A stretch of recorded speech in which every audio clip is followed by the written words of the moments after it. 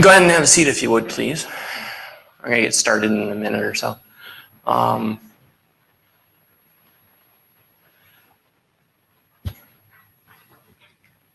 Cool. Okay.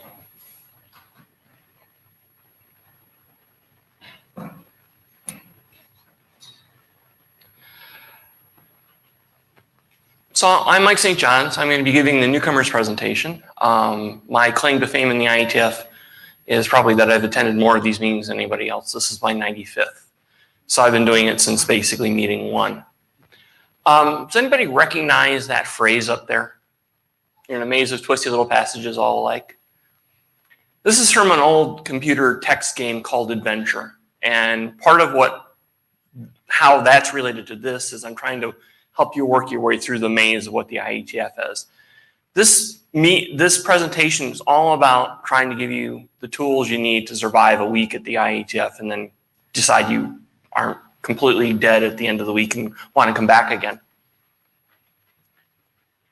This is a slide you'll be seeing a lot of. You don't have to read it right now, but it's important to understand that for you to understand that when you're here, you are generally making an IETF contribution. So things that you say in working groups, if you're saying them in a working group or to someone who is discussing things about the IETF, is an IETF contribution, which means it's not something that you can basically go, oh, keep it confidential or things like that. If you want to have those talks, go ahead and take somebody out someplace else, out of the working groups or areas or off in a corner somewhere and have that conversation. But be aware, unless if you're working with people who you haven't talked to before, this may apply. So there's a bunch of different other things, but go ahead and read this later on. It will show up in every meeting, in every session you go to. This is not the history of the IETF. There's 30-some years of that going on. This is not how to write a standard. There are documents for that. This is basically how to survive this week. And, this is what I looked like during several of the IETF meetings. Way back when we had the longest working group session ever, it started about 8:30 or 9 in the morning, ran until 2 o'clock the next morning. We sent out for pizza twice. So pace yourselves through this. This is a busy week, and you can overextend yourselves, especially if this is your first time trying to do everything. The IETF, by the way, is not a conference in where it's designed for tutorials. This is all working sessions. So it's all about the standards and the standards development. It's not about teaching you new things, with the exception of things like these sessions and other tutorial sessions on Sunday. I'm going to be talking about the IETF, how it differs from other standards development organizations, give you a little bit on IETF culture, and it's important because we are different than other standards development organizations. I'll talk about what a working group is, what birds of a feather sessions are and how they differ. I'm going to give you a little bit of guidance on how to act in a working group, the etiquette, if you will, and the meeting etiquette. And there are 2 different things there. We'll talk about how the IETF makes decisions, the consensus. I'm going to give you some clues about what the people that are doing that you're encountering, mainly because they will have various dots on their badges and things along those lines. And I can't look down without making it really sound well.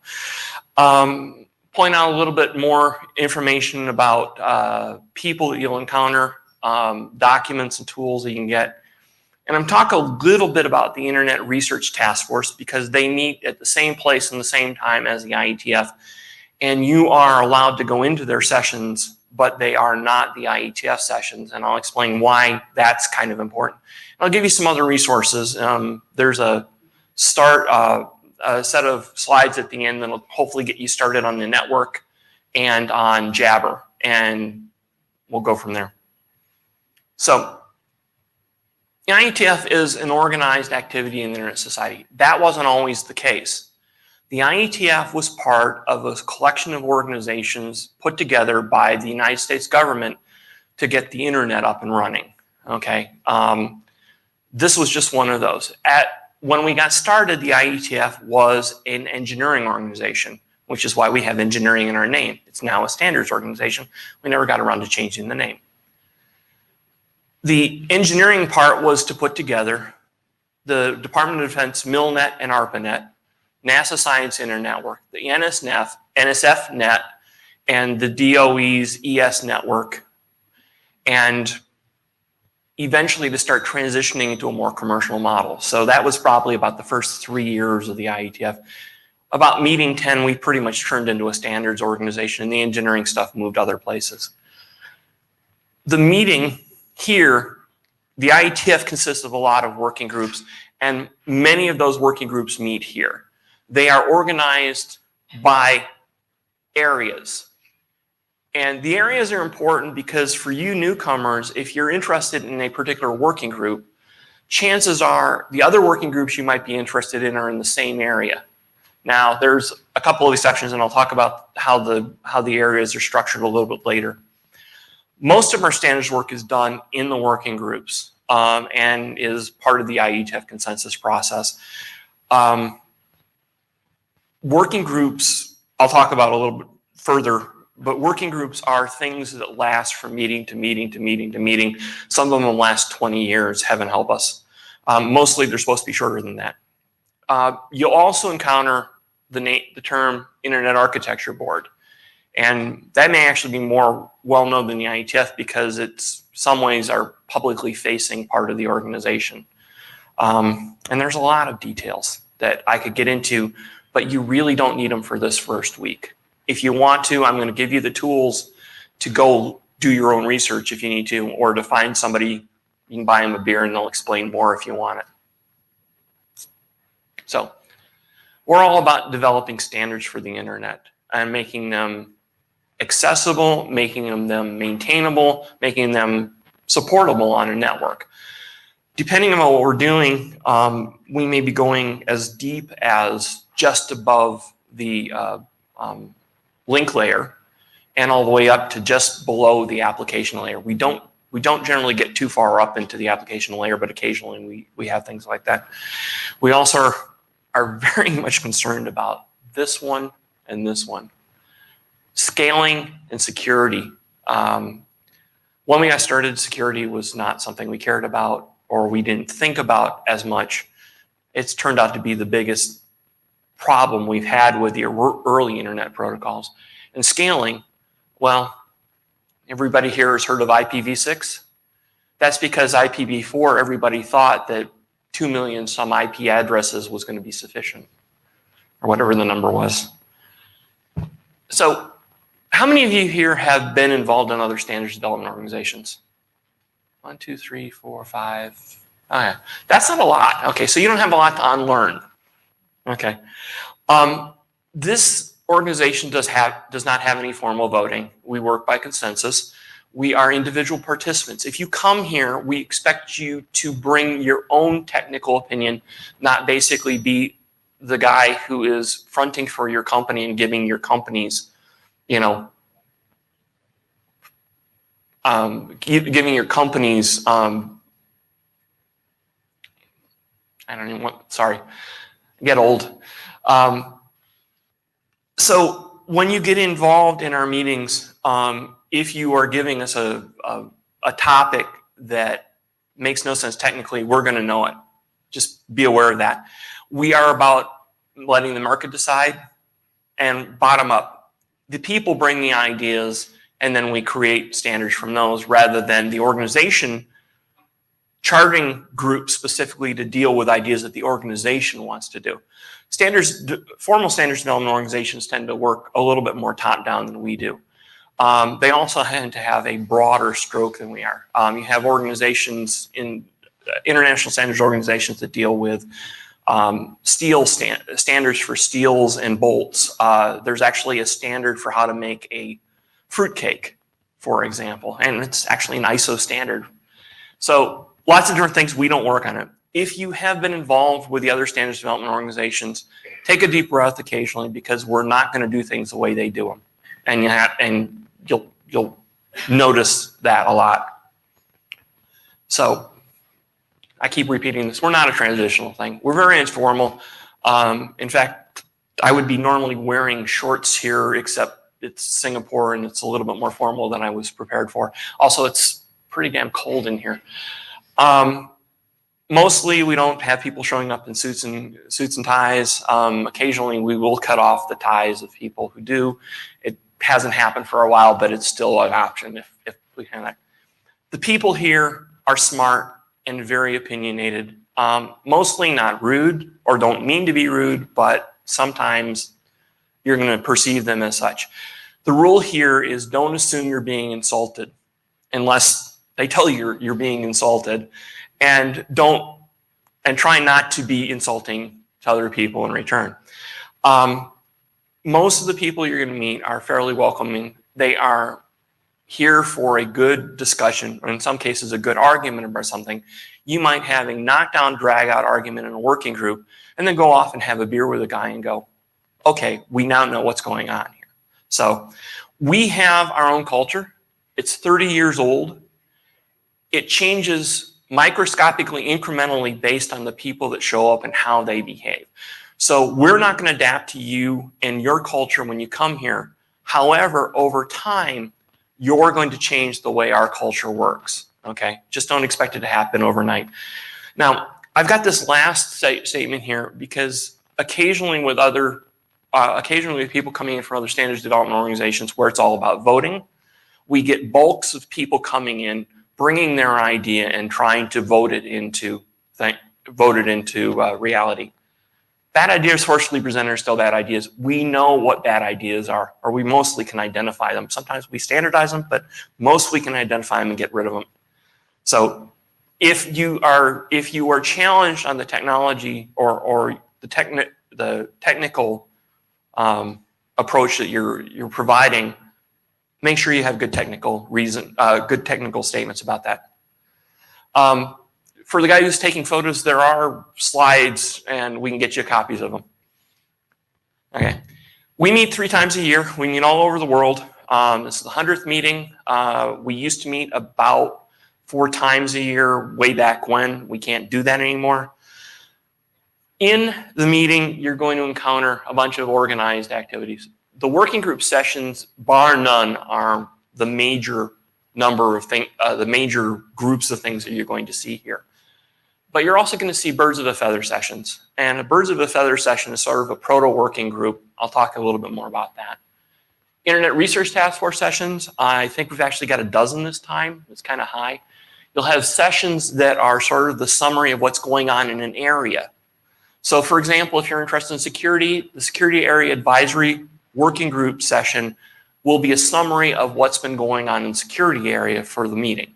So it may be worthwhile for you if you're trying to learn a little bit more before getting your feet too wet and other things. On Wednesday, we have a plenary. Sometimes we have 2 of them. Right now, we just have 1 combined plenary, and that's on Wednesday. It's both the administrative about how many people showed up, how we're doing on money, things along those lines, and a technical plenary, which may include technical presentations on a particular topic, and then questions and answers with the Internet Architecture Board and with the Internet Engineering Steering Group. So if you want to ask good questions, that's a good place. There are tutorials and lunch sessions. The tutorials are mostly on this day. Lunch sessions are generally hosted by the host, whoever's paying for part of the stuff that we're doing here. And it's an opportunity for them to talk about something that's near and dear to their heart with a captive audience. Social events. How many people signed up for the social event? Okay. Here's a hint. One of the things the old timers know about is the moment the social is posted, get your ticket, because in most cases they sell out fairly quickly. If you don't want them, you can always turn them back in or trade them off. But whatever. The hackathons, code sprints, and related activities. Did anybody do the hackathons or code sprints here? A Few of you, okay. So the hackathons are basically just go off and do things that are of interest for a group of people. The code sprints are people who are actually writing code that the IETF uses for its standards processing. So if you ever want to contribute to the IETF some of your coding skills, sign up for the code sprint. And then there are some non-public business meetings. You are allowed to go into any of these sessions except the non-public business meetings. There's no sign up, no registration per working group session. Just go on in, and I'll tell you how to behave in a slide later. Disorganized events. Possibly the most important thing about the IETF is that this is an opportunity for you to meet people who are interested in the same things you are, to make friendships, or technical contacts that might last for 30 years. I'm still having lunch with people I went to the first meeting with. Okay. This is important. It's all about us hearing your ideas and you hearing our ideas, and we synthesizing something better. We really do want to hear from you. And the hallway meetings in many cases are going to be where you get quite a lot of the benefit from this meeting. Bar boss. Things that are not ready for real organization, people basically send a note out to the mailing list saying, hey, we're going to meet in the bar someplace and talk about this topic. Anybody's welcome to come in. So you buy your own beers, but it may be an opportunity to hear about an idea that you thought, okay, nobody else was interested in, but I think we should talk about it.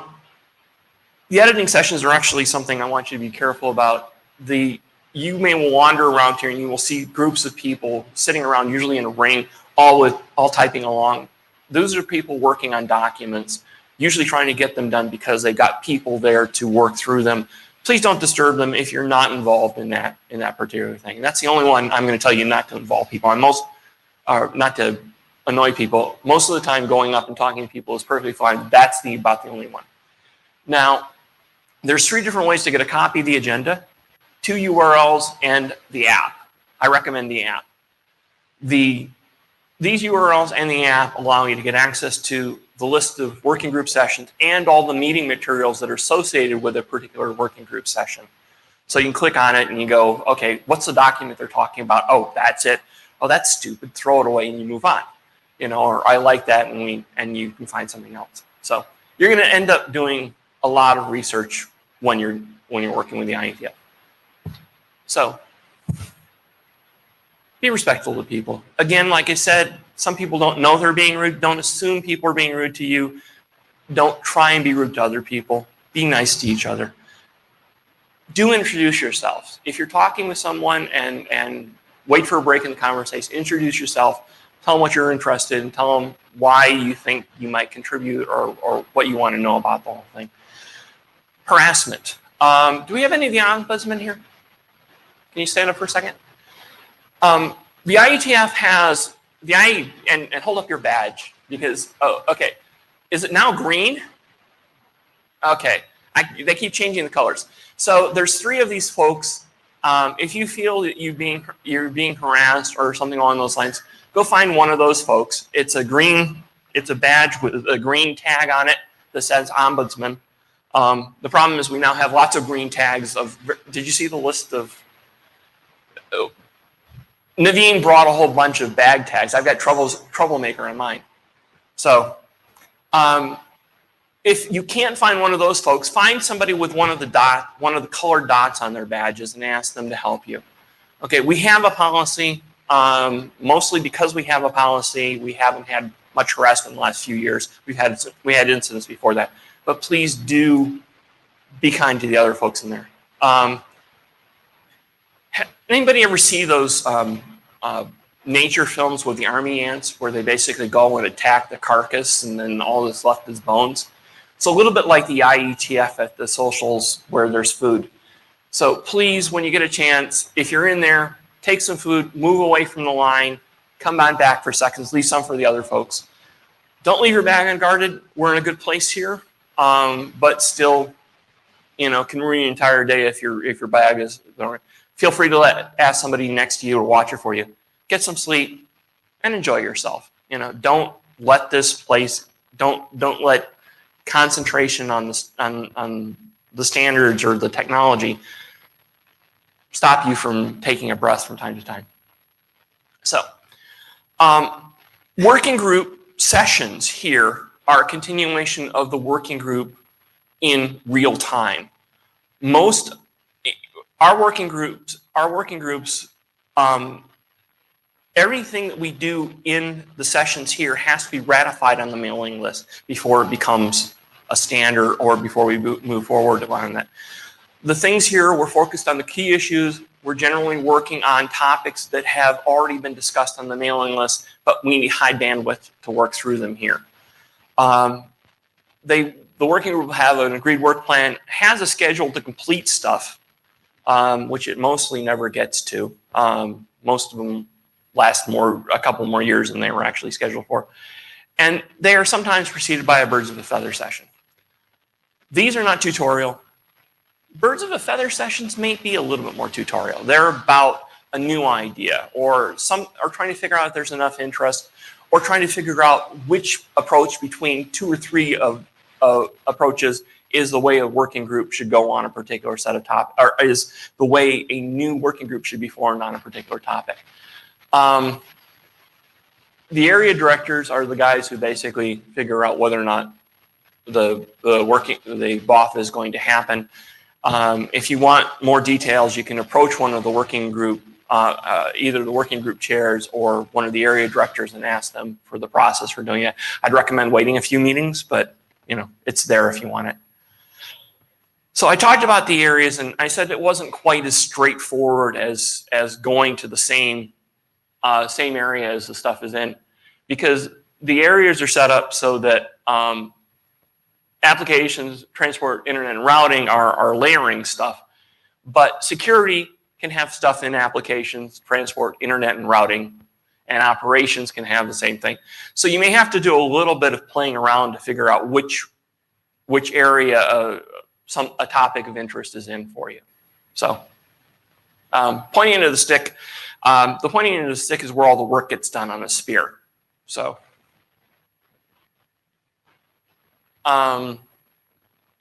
when you get up in a working group session, and this is probably the most important thing from the slide, it's all about identifying yourself. Get up, identify yourself. Every time you get to the microphone, please have a topic, and please be brief about it when you go there. There's a set of blue sheets. For some reason, we never do them for this meeting, but in every meeting, there's a blue sheet. Sign your name and your organization. We basically scan them and discard the things. They're mainly there so we have an idea of how many people for the next working group meeting, how large we have to make the room.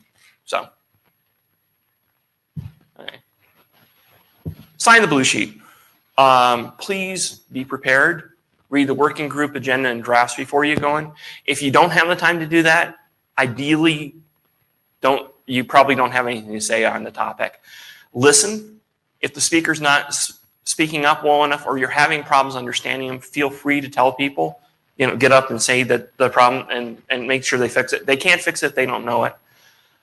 If you read the draft and you've got a technical comment, feel free to do the brief, but please be brief about it. Don't hog the microphone being the other part of it. Look around you. Most of you have your bags some of you have your bags on the seats here. We've got plenty of room here. Some of the rooms are very full. So please be aware of the folks standing in the back looking for a seat. Move your bags down and make the seats available. Avoid side conversations. You may think you're being quiet. The rest of the room may not. So if you need to do a conversation, go on outside and have that. And how many people here have used Jabber? Okay, that's actually a good start. So in the working group sessions, every working group session has a Jabber channel. And it is where there's a Jabber scribe typing in who's talking and the topic of conversation, not really doing notes on there. But for newcomers, it's really useful to have access to the Jabber channel. It's a chat application. I'll talk about how to get there.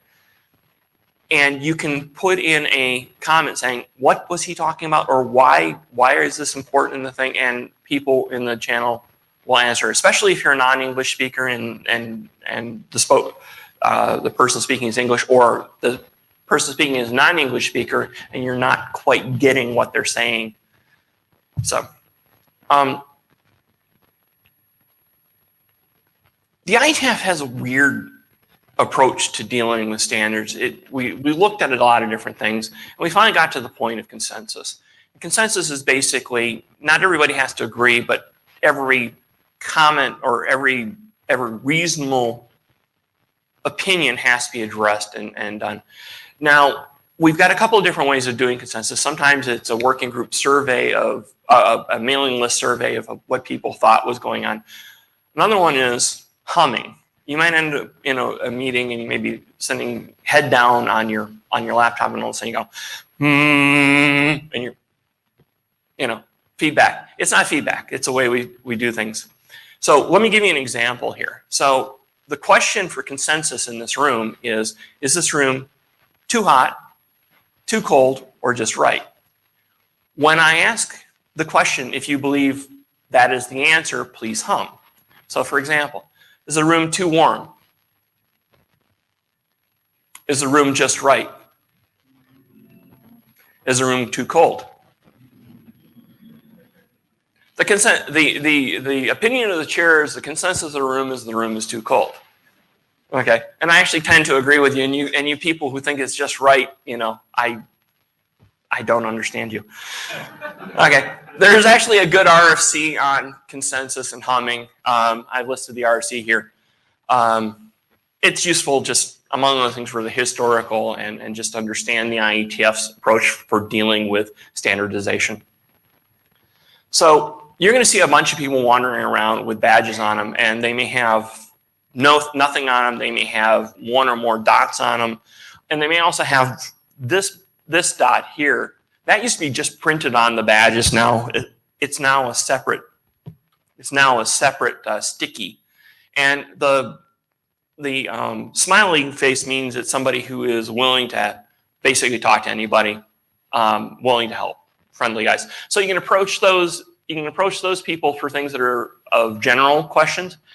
Working group chairs are probably the ones with the most number of dots here. By the way, they told me that they are now printing, IAB, IESG, NOMCOM. How does the NOMCOM fit on there? Anyway, they're printing those they're printing the names on the badges. So if you can't remember this, remember blue for the working group chairs. That's the ones you're going to see a lot of. And remember this particular one. The other one you may want to look at as a local host, they are now getting the green tag at the bottom, unfortunately, like the ombudsman. And they are the folks who are responsible for this part, for hosting part of the network. They're the local host. They work with the networking folks. They work with the setup folks here. And if you've got a question about this particular area and this particular IETF, they're good people to go talk to. And I will change the color in the ombudsman. I swear it was orange the last time I looked. Most of these, I will describe. The NOMCOM, you're only going to see these folks in the fall meeting, I guess that's right. So you should see a number of these folks are. The nominations committee is how the IETF picks its managers. The Internet Engineering Steering Group managers, the area directors are there, and the Internet Architecture Board and the Internet Advisory Oversight Committee. Those are the people that get selected by the NOMCOM and then approved through a different process. Okay. At this meeting, there are a number of useful people that you should know about. You may never need to know. You may never need to use them, but they are important not only for the meeting but for the IETF standardization process. The first group of the folks are the secretariats. You'll see them wandering around. I've lost track of what the color of their shirts are this year. I think they're in the teal blue shirts. They are employees of a contractor that is responsible for the secretariat functions for the IETF. That's setting up the meeting, managing the servers for the IETF, and everything else. The registration desk is on one side manned by local people that we hire for the registration process, and on the other people are the Secretariat folks that are there. So if you've got a question, you've got problems with a hotel, you've got things that you weren't able to resolve, sometimes they can help you with that. The Internet assigned names and numbers folks, Sabrina. Okay, so stand up for a second. Okay, so when you get to the point of making standards, there are lots of assignments between like which bit is what in a header, what an option code is, things along those lines. The IANA is responsible for managing our registry of those things. And it's what, 400 registries now? 2,500 separate registries. We started out with internet addresses and internet domain names, and now it's lots of other things. So if you are writing a standard that involves things like that, you must talk to them. I mention them because they have a booth here, and actually they're kind of fun. Go over and talk to them anyways. They have candy. So, and they're always basically trying to compete with the RFC editor who is sitting right next to them on how good the candy is, because she also brings her stuff in. So the RFC editor is responsible for turning internet drafts into our documents, our formal published documents. Request for comment. Okay, sorry, I've been told that we're no longer using request for comments, although that's what RFC stood for. It's now like going from International Business Machine to IBM. You know, it's now just IBM. So it's now RFCs. But way back when, RFC1 was literally a document that was going out into the internet community for comments for building what was going to turn into the internet. So, so the series editor is responsible for the editorial characteristics of the documents. The production center and the publication and the publisher are responsible for actually getting the stuff through the process and onto the servers as a final document. So when you get to the point, when later on, you'll probably end up interacting with them. But like I said, they've got candy. So here are the folks. These folks here are the Secretariat. Portia is the brand new Internet Administrative Director and IETF Administrative Director, and she's here on an interim basis. Ray just left us, although you'll probably see him wandering around. I think he's just hanging on. The IANA staff, you saw Sabrina. Elise is leaving us. She will be retiring as of whenever. She keeps moving her date, so I can't get rid of her on here. Neville is the independent submissions editor. So we have the RFC series, and there's a lot of streams that go into that. Some of the streams are coming from the IETF, but there's actually a stream that allows anybody to submit something inside as an independent submission.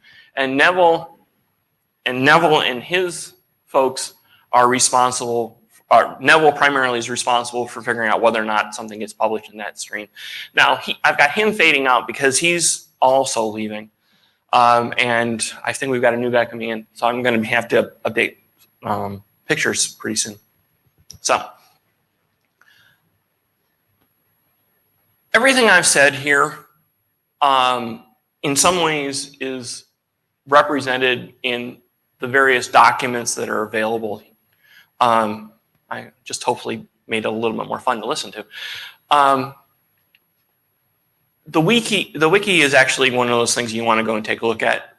It is very helpful, specifically if you're looking for a ride to the airport on the way back, but it's also where the information on the network is and where you can put help tickets in and things along those lines. There's a whole bunch of tutorials that we've created over the years. Some of them are pretty relevant, some of them are old. We're still working our way through that process of updating. The IETF has lots and lots and lots and lots of mailing lists. There's one per working group. There's and then there's a bunch of others. There's the IETF mailing list, things like that. I'm not going to go through them. If you really care, take a look. You can subscribe to email to your heart content and get lots of information. You are automatically subscribed to this mailing list. And you can always get off of it. In fact, somebody asked how to. but it's useful because this is information, this is a way we can contact you directly on things that might not make sense for a newcomer, but the rest of us are just going, yeah, same old thing. And the network information is here. Any given network or any given session, just change that number. We finally got the URLs to actually stabilize a little bit. If you go to the terminal room, there's actually a printed copy of the current network information. So if you don't want to go look online or you can't get online, go to the terminal room. The terminal, by the way, I should mention the terminal room has people, a lot of local host people who can help you get onto the network and be helpful. And the terminal room, interestingly, has no terminals, just has printers and hard links. So if you want to plug in via Ethernet instead of Wi-Fi, you can do that. Okay. I mentioned the IRTF. Excuse me for a second. I mentioned the IRTF a moment ago. The IRTF was a separate task force under the Department of Defense early stuff, and is now an activity of the Internet Architecture Board. So what ends up happening is the IRTF deals with topics that the IETF is not quite ready for. So one of the things we worked on was delay tolerant networking, which was literally investigating how to run an internet over the solar system. So the Crypto Forum Research Group, CFRG, is sort of a halfway group between the IETF and the IRTF at dealing with cryptography. So if you're interested in things like that, but there's a bunch of them. There's like 12 of them on here. If you get into the app, you can actually filter and just see all of those. You may attend as an observer. You may not be allowed, depending upon how the working group is set, how the research task force group is set up, to talk. Generally, invitation for the research groups is by invitation or by credentialing. So you'll ask to join and it'll say, why should we let you join? Again, it's not part of the IETF exactly, but it does generally meet with us. But it's a useful thing if you're looking to hear about new topics or topics that we may be dealing with in 5 years. Newcomers page, ideally everything we need, everything you might need as a newcomer is sort of linked off of there. There's a bunch of older briefings from the guy who was doing the newcomers brief before, which was much more history, tutorial, things along those lines. So if you want to spend a half an hour looking, hearing about the history of the IETF, there are things there. The tools page is where you would go if you're submitting internet drafts. Lots of information there. Again, I'm just going to give you the URLs. You probably won't need them for a few meetings. And then Jabber, I'll talk about in a second. How many of you brought people with you who aren't actually attending the meeting? Okay, that's kind of small. If we end up having people come along with their spouses, significant others, families, whatever, the Companions program later on for you may be useful because it allows all those people to meet and figure out what they're going to do when you're off nerding or geeking. So keep it in mind. Our definition of newcomer is anybody who's attended 5 meetings or less. So if you have attended 5 meetings or less, you are welcome to go to the newcomers meet and greet. And that is just before the welcome reception. The working group chairs, the area directors will be there. People like me will be there. Where generally various tables are set up to represent each of the areas, so you can go over the area that you're interested in, talk to somebody, and see what's what. If you see 2 people with dots on their badges talking to each other, feel free to interrupt them. This is about you guys in this particular thing. We really do want to hear from you. Newcomers dinner. Naveen, who is one of the secretariat folks, sets up a dinner for the newcomers. It's pay your own way, but they figure out a restaurant and they send people over to it. Send her an email to RSVP. I think that's the date, the date and time right now, but check with Naveen. And it's an opportunity to have a chance to talk to other newcomers and go, you know, what the heck did I get myself into? So, now, how many here have participated or signed up for the mentoring program? Okay. So, the mentoring program, that is about a dozen. The mentoring program is an opportunity for you to get matched with somebody who has interests that are similar to your own, who's been dealing with the IETF for a while. I recommend it if you, and you don't have to do it this meeting, you can do it the next meeting, for example, once you get a better idea of what you want to do. So, Melanie Elkins runs that. She does a pretty good job. So this slide changes every IETF, and it depends upon the particular location we're in. Here, it's safe to wander around. There's really no problem with being out by yourself at night. Again, like anything else, you just sort of watch things. Drugs and chewing gum. I'd never heard the chewing gum one before I knew about the drugs. Be careful of littering. And this one was one that I wasn't able to confirm, but I was told that it's possible if you can connect to an unsecured Wi-Fi thing, they might consider it theft of service. So be a little bit careful about where you go. Still watch your stuff. So, and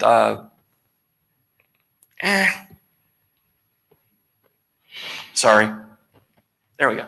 Okay.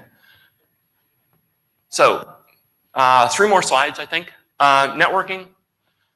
By now, you've probably all gotten onto the IETF network. If you haven't, there's a bunch of SIDs. They begin IETF or IETF -6, NAT 6.4, or any of those. Each one of those has a separate reason, separate reason for being in existence. Most of them are secured, and the password and user ID are IETF and IETF. That's pretty much all you need to know. In the hotels, we've got one of the best networks that you'll ever see. We've been doing this literally for 30 years, well, 29 years, I think, when we started doing the first network. And we take over the hotels. So if you're in one of the conference hotels, the Fairmont or the Stanford, the Swiss hotel, you're on the IETF network on the IETF hotel SSID. So another reason for trying to get into the conference hotels. I talked about the terminal room and about the network stuff. So there. So Jabber, I can't give you a recipe for getting onto Jabber. You have to do some research here. But these are the 2 locations you want to go to. This location lists the clients, and it's reasonably up to date. I checked this last time around. This website lists where you can get free Jabber accounts.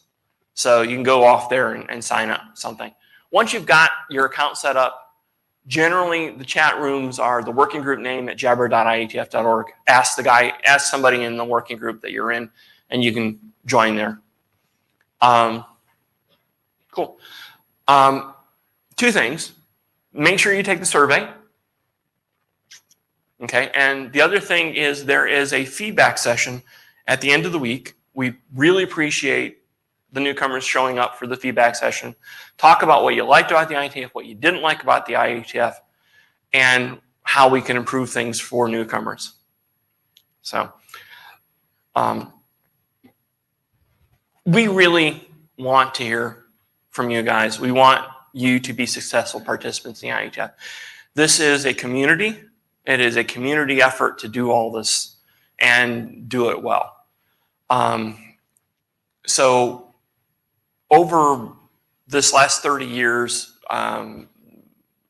something on the order of 8,000 RFCs or 7,000 RFCs and probably tens of thousands in internet drafts have gone through the system.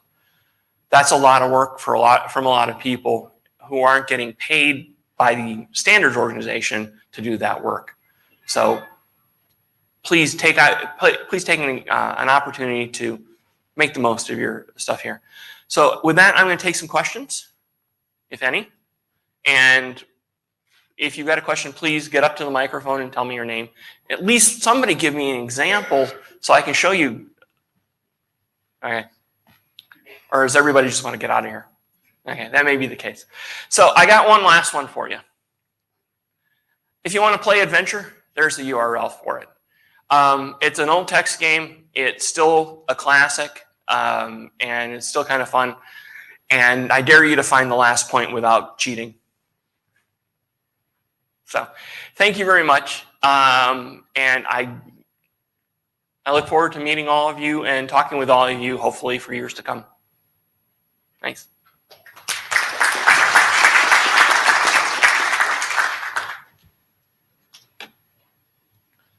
Go forth and standardize.